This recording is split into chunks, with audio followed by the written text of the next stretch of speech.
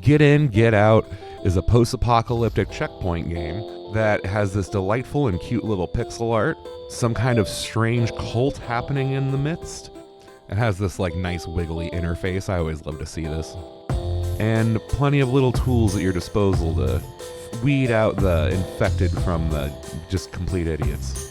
And the criminals from the humans? It's a little rude. And then you either have them get in or get out. You get it? Now this is a pre-release demo, so there's not all that too much for me to go off of on this end of the video.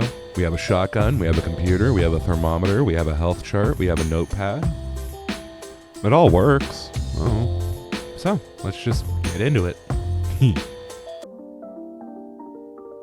Now, I know I shouldn't be this angry, but this is a game that we primarily play on a mouse. But the primary interaction key is E. Out of all buttons on the keyboard, we decided to make E the button.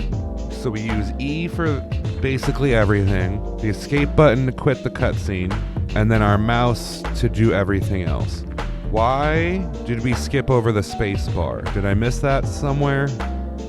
I'm just very confused by the not using the space bar.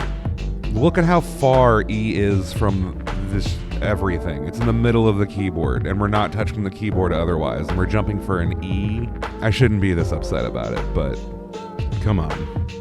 Anyway, this logo isn't really coming off the way I think we were hoping for. For starters, it reads Get In Out, or Get Eno Out.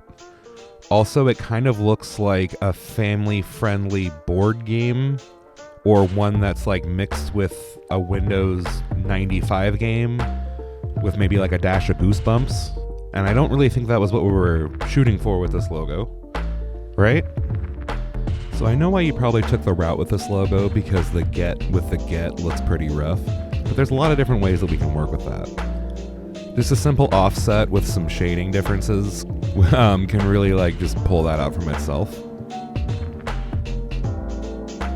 Or since it's a horror game, we can always use shadows to really pull that through. And, you know, if you want one of these logos, you can, but I'm just really showing you things that maybe get your mind sparking, you know what I mean? Tell me if you like either, you know? Or if you hate them. Or if you hate me.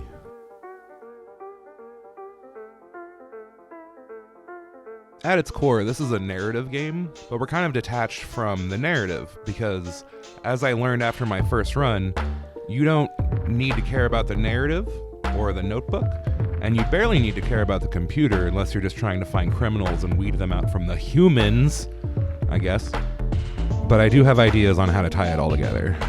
But first we need to talk about this shotgun. It should be unlocked at all times. There are a couple reasons why. So, number one would be immersion. There'd be no reason why we shouldn't be able to use the shotgun. Just make it so that if we shoot a human or a criminal, then we get a penalty. A severe penalty, but not a loss. This also helps replayability, because if you see somebody you know is infected from a prior run, you can just blast them immediately. So just let us start blasting. Now, to tie everything together, what we need to do is lie.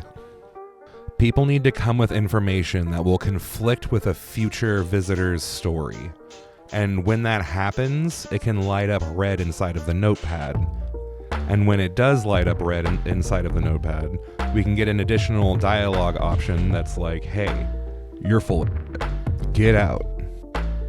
Or you could also include a report button if somebody comes through with conflicting information to somebody else you already let in. We also need people who show up with only one symptom showing, such as somebody who's just running hot or just running cold. Or perhaps the computer says that they are confirmed deceased, but here they are talking to you. Anyway, it was a pretty damn fun game. It has a lot of charm to it, and I'm excited to see what else this guy does with the experiences up in here. If you haven't tried it out yet, again, that demo, it's free up on Steam. Yep. Bye.